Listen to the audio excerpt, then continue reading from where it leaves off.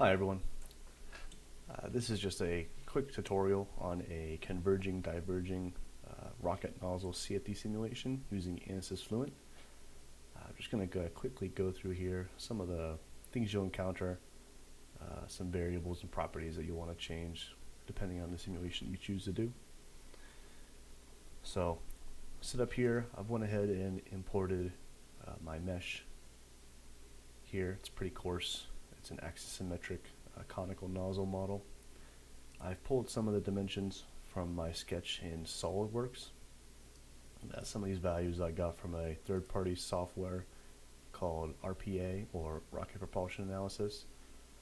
It's a really powerful simulation software for monopropellant or bipropellant rocket engines. I've just went ahead and used it to create a fairly generic nozzle model and pull some of the values and dimensions from there. But we'll go ahead and start by checking the mesh and report quality. We have an orthogonal quality of 0.317. That's pretty expected from this course of a mesh. We'll set the solver type to density based, a steady state time simulation. The energy equation will be enabled, but I will maintain the default viscous model of the SST K omega. In our materials, I've went ahead and edited the default air material, and I've renamed it to engine exhaust. I've set the density to ideal gas, and some of the thermal properties, specific heat, thermal conductivity, viscosity. These are some pretty straightforward standard combustion product values, high specific heat, pretty high viscosity, and a low molecular weight. For my boundary conditions, I have a single pressure inlet and a single pressure outlet. My operating conditions, I've set the operating pressure to be 0 so that I can simplify my boundary conditions to absolute pressure values. The inlet pressure is 500 psi with default turbulence values and an inlet temperature of 3,504 Kelvin.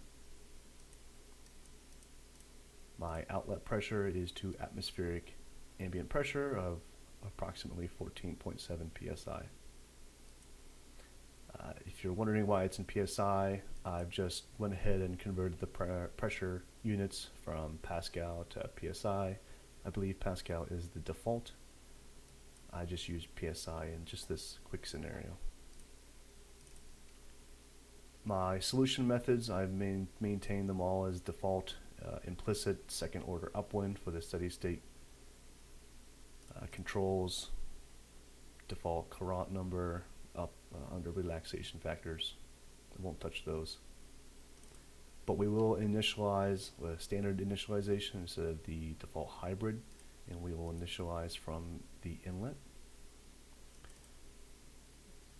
I will check the case to make sure I haven't missed anything. I haven't. And all that's left to do is calculate it. I've already went ahead and ran this simulation for about 5,000 iterations. I can go ahead and plot the residuals here for you.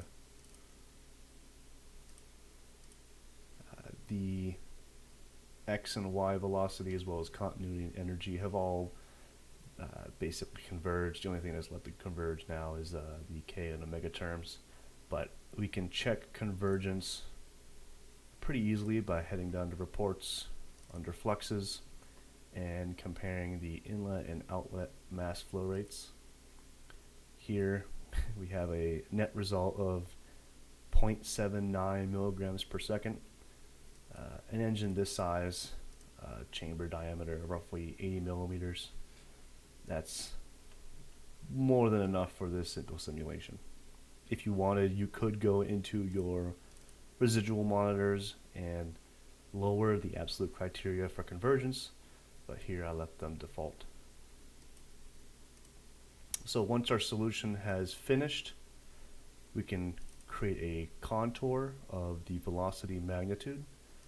I have changed the color map from default to BGR Modern, just a preference of mine, and changed the label number format from exponential to float.